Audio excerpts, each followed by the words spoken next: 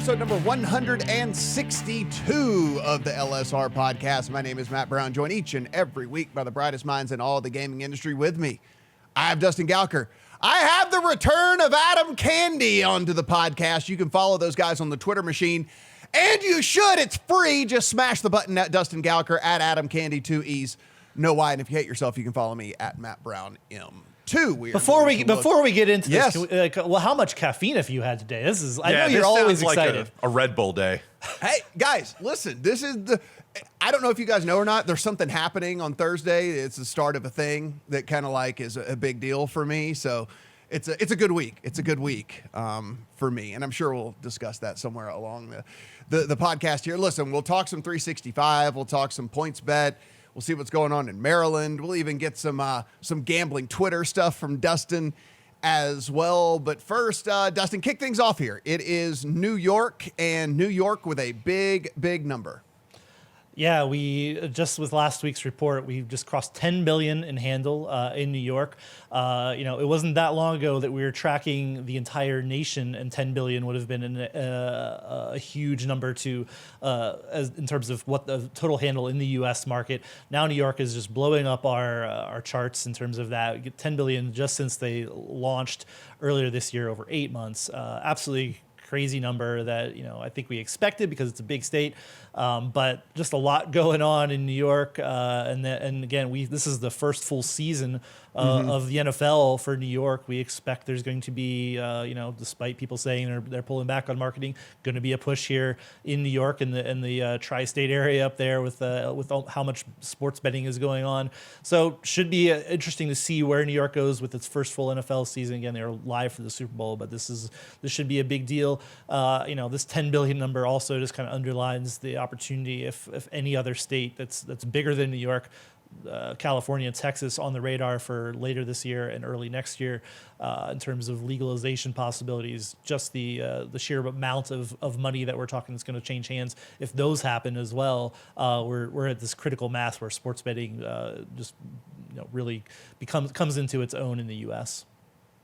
So, Adam, we're looking here. You are I'm going to go ahead and call you a former New Yorker. I mean, I know that New Yorker always at heart, but former New Yorker. And listen, this number here doesn't surprise me at all. And then as we head into the NFL season, we know the Super Bowl betting favorite is the Buffalo Bills. There is at least some sentiment that the Giants could be better with their new coaching staff and things that are going on there. So there is at least some sentiment that they could be actually better. The Jets, we'll talk about them maybe in a couple of years. I think they're on the right track, but that's neither here nor there. So we might actually see, futures liabilities in New York on the Bills.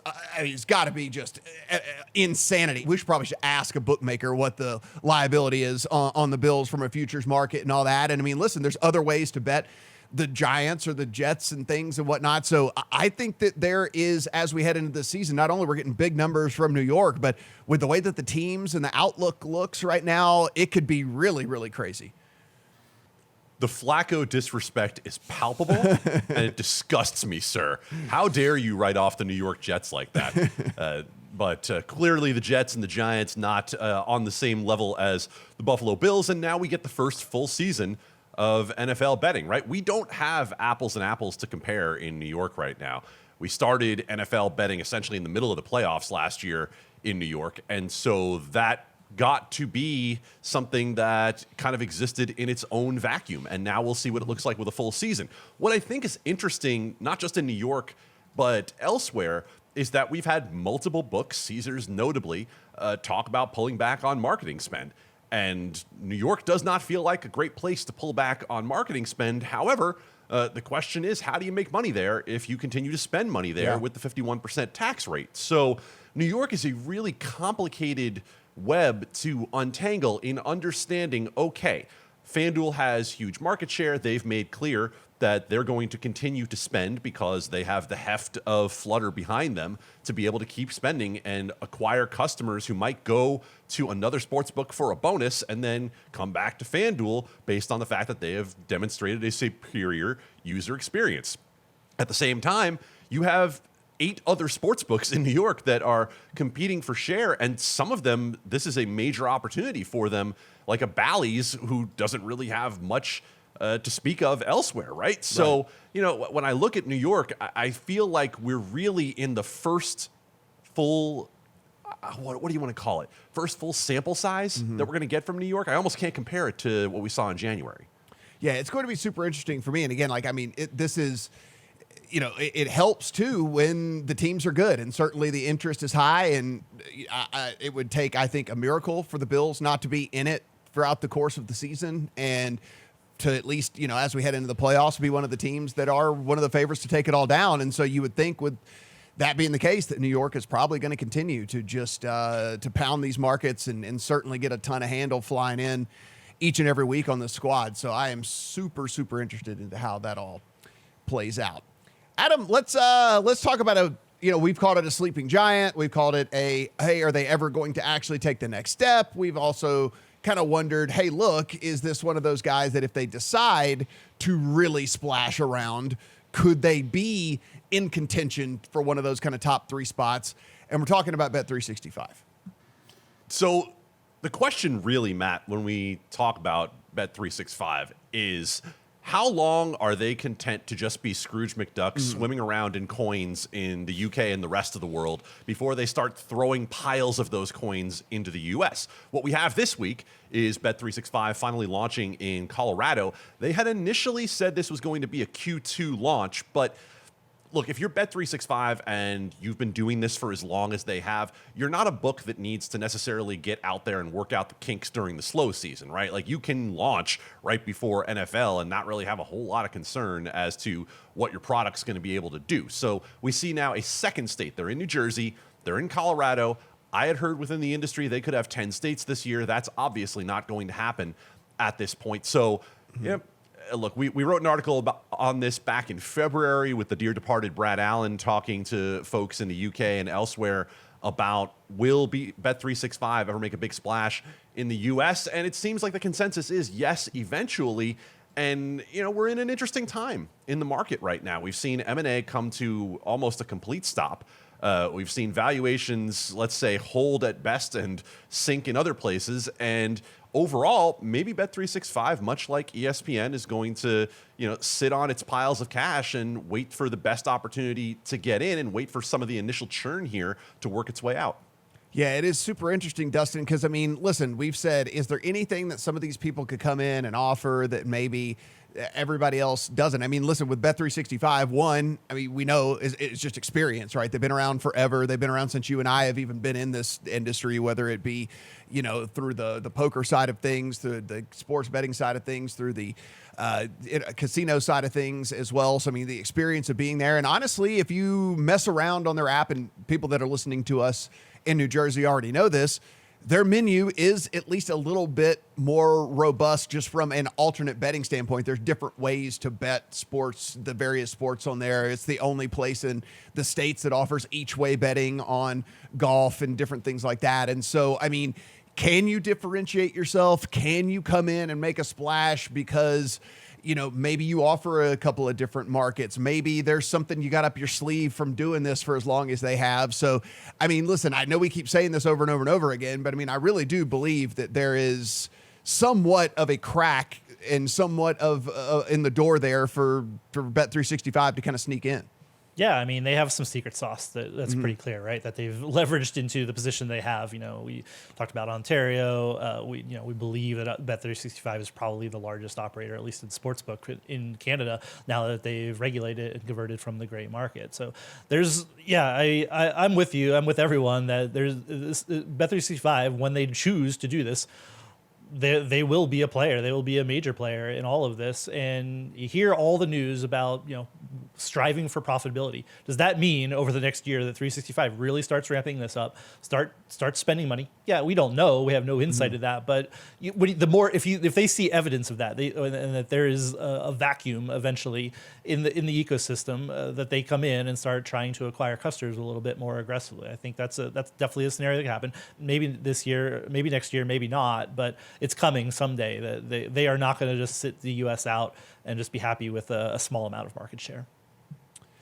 I am, listen, again, as an avid bettor, I hope that they continue to expand. I hope, listen, the more options, the better for everybody. And honestly, more than anything, the more types of markets available, it's better for everybody. I mean, that's the one thing here, right? Is like they do offer some markets that you just can't find anywhere else. And I think that's good for everybody out there. Dustin, one of the other sports books that we often talk about here on the podcast, kind of wondering, they're like, let's just call them like lurkers, right? I mean, they're just like lurkers. We always say, like, is someone going to buy them? Are they going to make a move? Are they going to buy someone else? What's going to go on there? What are we looking at here, and what do we see in PointsBet? Man, you triggered a memory for me. My freshman year dorm, there's people down the hall. There's two guys. We called them the lurkers. They're just lurking around. Look at. I don't. You just washed of college memories for me. But yeah, PointsBet earnings call last week. Got a lot of information about where they sit, and it's maybe not the most exciting story in the world, but they have they've have a blended average of almost 4% in the U.S. Now that's obviously second tier by a lot. It's not anywhere near the top 4 to 5 operators in the U.S. Also said they spent $118 million on marketing spend in the fiscal year, which again sounds like a lot of money, not a lot of money in the grand scheme of things, but that amount of spend got them to 4 to 5% of the market, which if as they pointed out, the CEO points out, they went from nothing. They had no brand recognition in the U.S. and they have carved out at least this. This is now their starting point.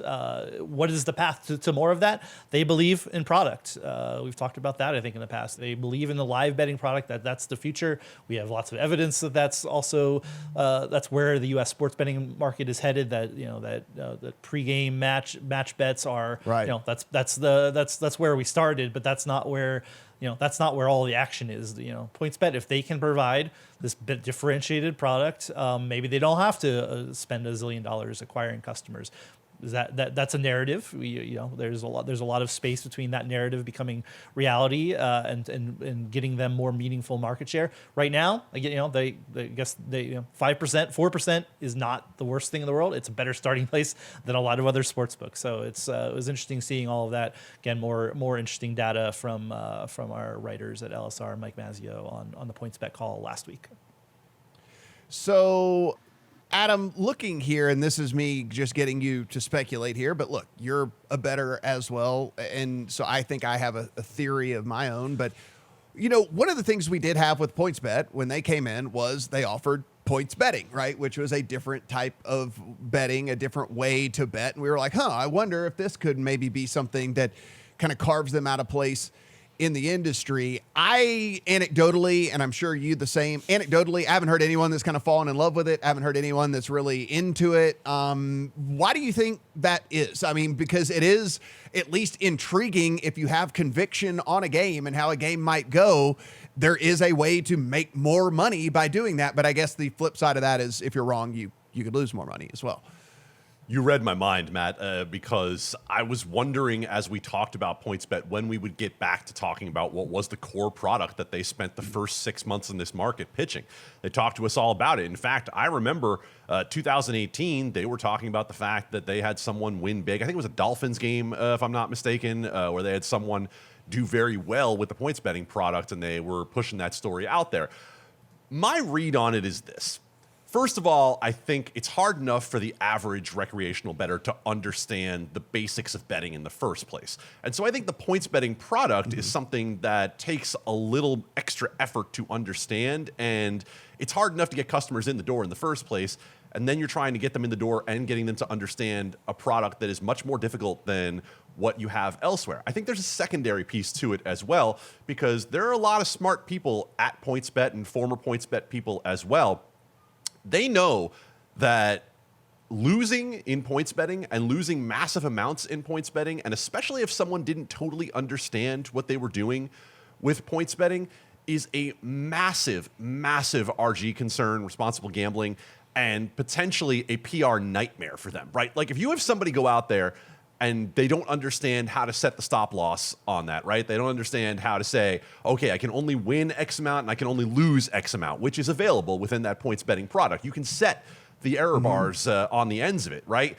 But what you can't necessarily do is get back the credibility that you lose if someone comes back and says, I didn't understand how to do that and I lost 50 grand and, blah, blah, blah. Right. Now, I'm not saying that's what PointsBet would be pushing, right? They were very clear from the beginning of all of this. When I talked to Johnny Aiken, I remember at G2E in 2018, he was saying, look, every person we sign up, we're going to have someone talking to them about what the points betting product is. We physically have someone call every person who signs up to talk about this. So, they're taking the steps they need to take.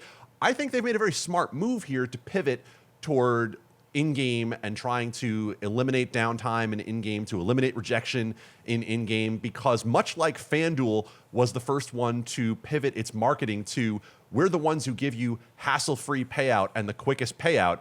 I think PointsBet similarly looked at the market and said, okay, where's another thing that maybe we can improve upon? And we know that people complain all the time about how difficult it is to get a live bet down at the odds they want, at the amount of money that they want without being limited, et cetera, et cetera. And they hope that maybe that's their path to either making a name for themselves or making a name that gets them acquired. Yeah, I'm with you. And Dustin, I think that it's a pretty good point, right? I mean, at the end of the day, we always talk about, we are still, I guess, in the infancy of sports betting where people don't even know, what a money line is and what a spread is and what everything is. So like trying to get them to grasp points betting where it's kind of like, oh no, it's a variable payout, and like actually it's a variable loss as well. Like depending on whatever, it's probably a little bit early in the adoption phase for that to really be hitting with the general masses.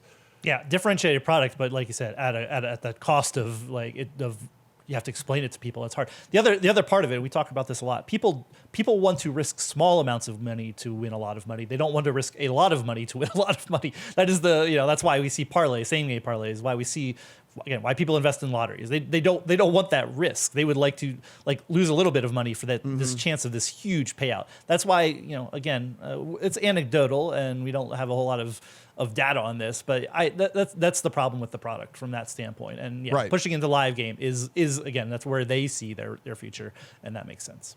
Yeah, I still think it's interesting and intriguing, and Adam, I don't want to speak for you here, but I mean, I think if it was available, we would probably do it, right? I mean, at least dabble in it for games that we were fairly certain as to what we think is the outcome. We were super convicted in the way that this was going to go or something. I would probably use it if it was there, but would it become a staple even for me, who is a very avid bettor? I don't know, probably not. So I'll give you an example, Matt. Go back to that Bills-Patriots game they played in a flood up in Buffalo last year with the biblical winds and all of that. If you'd opened it up and seen 42 as the total initially before that thing got bet down about a touchdown, if you were someone involved in points betting, you might be willing to to play that total as a points betting setup where you're saying, yeah, I think we're going to go way under 42 right now, right, as opposed to just risking the average minus 110. Which, by the way, we did hear that PointsBet's going back to similar to something they did in the first year. I believe, and you can correct me if I'm wrong on this, Matt, I believe they went all sides even money back in year one. I think they're doing minus 107 this year on all sides. There we go. Listen, do what you can do, right? Trying to carve out stuff in the space here. Adam, what's going on over in Maryland? Well, something, which is actually the notable part. Which is good. Always good. It's good. It's like crabs speeding along the beach instead of just kind of slowly moving their pincers and threatening us. Yeah, so what we have is the application period for mobile sports betting in Maryland opening, which felt like it was never going to happen. We had early 2023, maybe even Q2 2023 pegged for Maryland.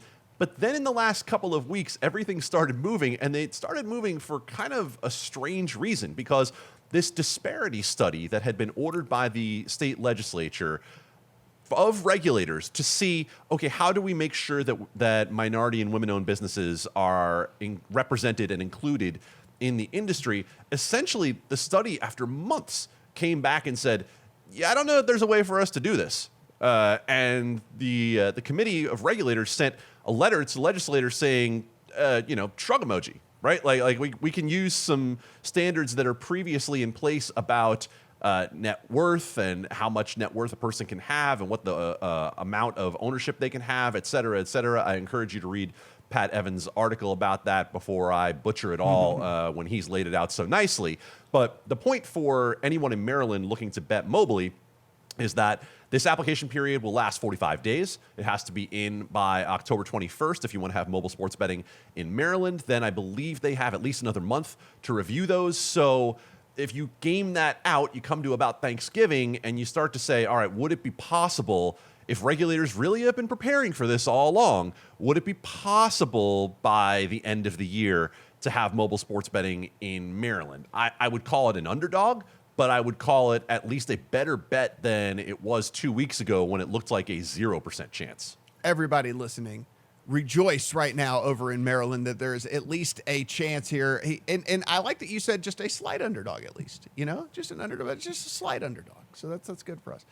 All right, Dustin, this is something that I think that we probably know because of the industry we're in, how we interact, how we gather and not only accumulate our news and opinions and things like that, but you have an interesting little thing here on gambling and gambling specifically on the Twitter machine. Yeah, so we got some data from Twitter today. This is how big gambling Twitter apparently is. Twitter is putting out press about how sports bettors use it right at obviously ahead of NFL season. That's why they're doing this. But a lot of interesting data.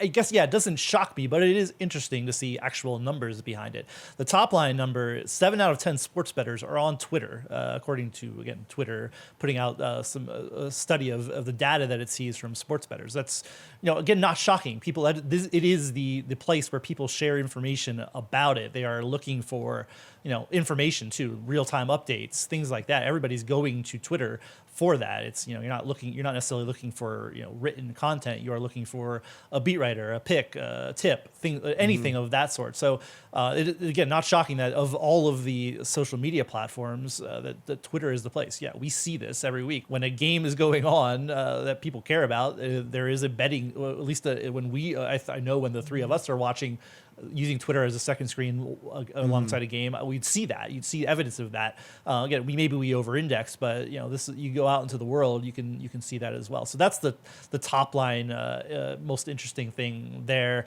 Have a lot of other data that they provided that sports bettors on Twitter spend more on bets annually if they're on Twitter.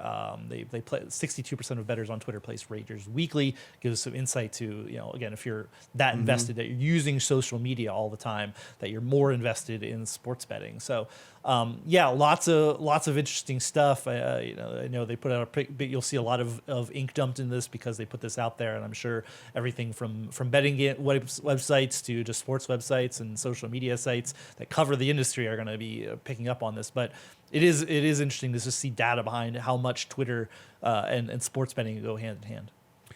Adam, I was reading through this before we got going here, and honestly, this just makes perfect sense to me, right? I mean, everything that's in here, I completely believe, and specifically the 7 out of 10 people that bet sports are on Twitter. I mean, listen, people ask me, Matt, what are 5 things I can do to make myself a better bettor? And one of those 5 things that I say every single time is get a curated Twitter list of beat writers and things and whatever. Like, one of the 5 pillars basically of sports betting for me is telling people to get that information where you have that stream flowing for you at all times. And as Dustin mentions, not just information, it's getting other people's opinions. It might be getting some tips, getting some fun facts along the way, different things like that. I mean, it is, I totally get it. And I think maybe, we make fun of Twitter all the time because it is a cesspool sometimes for horrible opinions and whatnot, and horrible people even, but it is for, the industry, a really, really valuable tool and really, really part of ingrained in the fabric of sports betting. A little personal story here to illustrate what I'm thinking about, what you're talking about. So I took a little time off here as we get ready for football season, and part of my time off is unplugging. I don't look at anything. There's no Slack, there's no email, and there's no Twitter. And let me just tell you what a happier person I was not being involved in anything related to Twitter for the better part of 2 weeks. I've realized the toll it takes on my mental health. However, I also understand its value in the job that we're talking about here. I did check back in, by the way, for the first time in a couple of weeks to see that Legal Sports Report had reported that Kay Adams would be going to the new FanDuel TV. So just a quick aside to the spokesperson from that company who tried to put us off the story, telling us we were going to be sorry and telling us that we had bad information. Maybe don't lie to us next time about information that we have solid in running a story and then try to take us off a story that we know we have right. It's bad business. It's a bad way to interact with people, and you know who you are, and don't do it again. So when it comes to Twitter in particular, when it comes to sports betting, here's what I have to say about the effect on the industry. If you are out there trying to make social betting happen, it's already happening. It's just not happening within your company. Twitter already has it. And if you're trying to recreate that experience within your app, you are going to fail. It's not going to happen.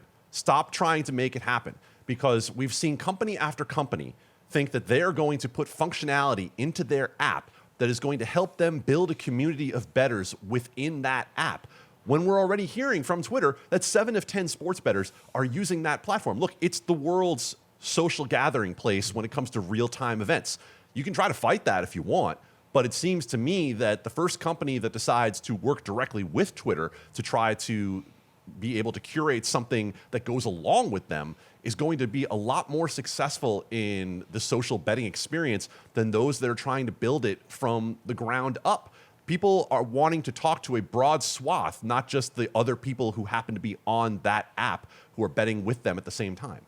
And Dustin, look, you've run websites for years. I mean, and I think what you and I over the course of time has found out. I mean, even when I was in the MMA industry, when I was in the DFS industry, like before I was just full on in the sports betting industry, it's the utility that Twitter brings also is kind of like, hey, look, I could post something on my site, but like it's going to be irrelevant in a matter of either minutes, if not hours or something, whatever. So it's kind of like, it's not really worth posting something on the site, especially when people are just going to Twitter to get that information anyway. So it's like, it becomes the place where a site can, yes, you can promote your own stuff that does have legs and does have, is more evergreen or whatever it might be. But the fast moving things in a sports industry where things can change by the minute, by the hour, whatever it might be. It's one of those deals where, hey, look, it's just better put on Twitter a lot of times. Yeah, I mean, especially for the gambling information. Although Yeah. my mantra to Adam when he started was always have a story when we're doing stuff at Legal Sports Report, right? So that people have something to click on and engage with. Like Twitter, Twitter is, and I'll also agree, Twitter is an awful place. I've taken breaks from Twitter. And my mental health has improved, but yeah, it's just, it is the place. I want to go back to what Adam is spot on stop trying to recreate social media for sports betting. Not going to happen.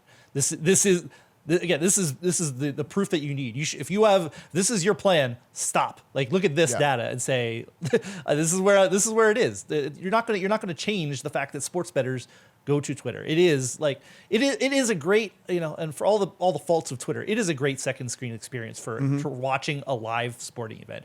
You get, I have my little curated Phillies list where I watch lament with fans and like see all the people who are lamenting what's going on. Super Bowl, again, you're just putting things out in real time, interacting with people. It gives you a sense of community, and then sports betting adds on to that for sure. It is the place. Stop trying to create social media for sports betting. It's already here.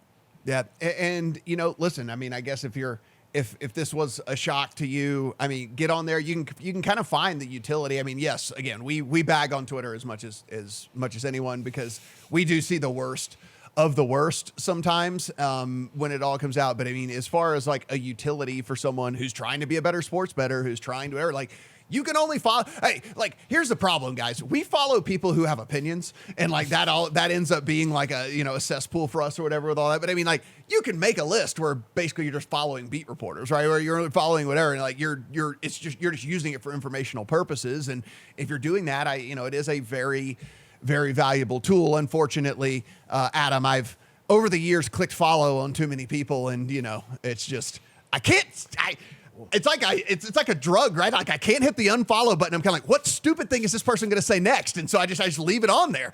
I don't know what it is. It's like Twitter has me when it comes to that. Well, I believe that is what scientists call the Rovell effect. Yes. Yeah, we're going to need you to name more names, Matt. Who are Done. these Well people? done. That was amazing, right? And a great way to go ahead and end this episode of the podcast, guys. Everything we talk about here, as always, you can find over on LegalSportsReport.com. Taking all the great words Adam and his crew are putting together over there. And if you don't already, if you're watching this on the YouTube, go ahead and hit that subscribe button down below. We do appreciate you guys joining us on the video side of things. I know we're not as handsome as we sound over the audio version, but hey, it's still fun. It's still fun. And if you're just taking this in over on the audio side of things, subscribe, rate, review. We really do appreciate that. At Dustin Gouker over on the Twitter machine, at Adam Candee, 2 E's, no Y.